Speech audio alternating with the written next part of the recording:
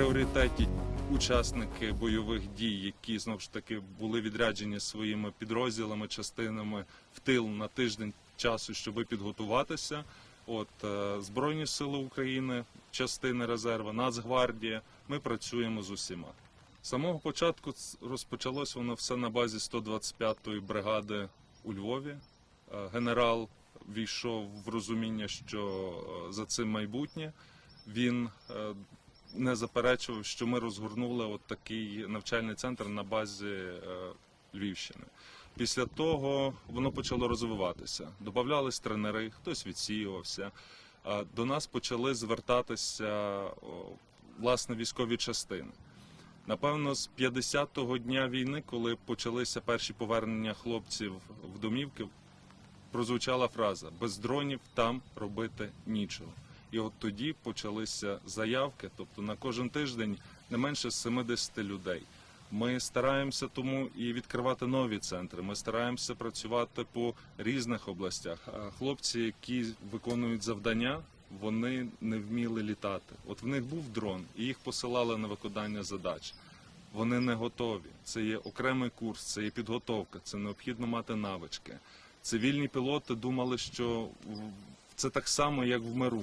В позиції мертвого суслика відпускати в вертикальному положенню дрон за горизонт. Так воно не працює.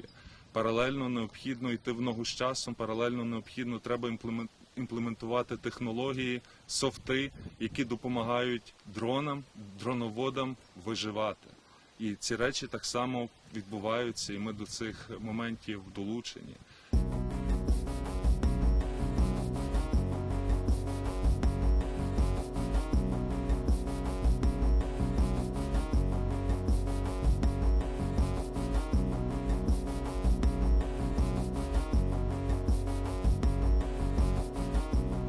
Дрони – це майбутнє, дрони – це те, що зараз використовується як інструмент, але в майбутньому я розумію, що це буде окремий рід, який буде здійснювати і виконувати поставлені перед ними завдання.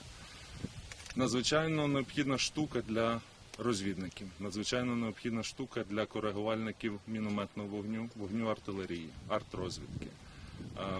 Це є можливість бачити в небі, це можливість ідентифікувати супротивника на підходах. Це є можливість. Воно не дає еліксиру безсмертя, але це точно те, що може продовжити життя підрозділу більше ніж на 15%. На сьогоднішній час необхідно зробити все можливе, щоб у кожному взводі була пара, яка вміє пілотувати дрони. Війни необхідно вигравати. І за рахунок технологій, за рахунок оцих новітніх моментів ми можемо переламати хід війни. Ми можемо відбити південь, ми можемо захистити нашу північ, ми можемо зупинити їх на сході.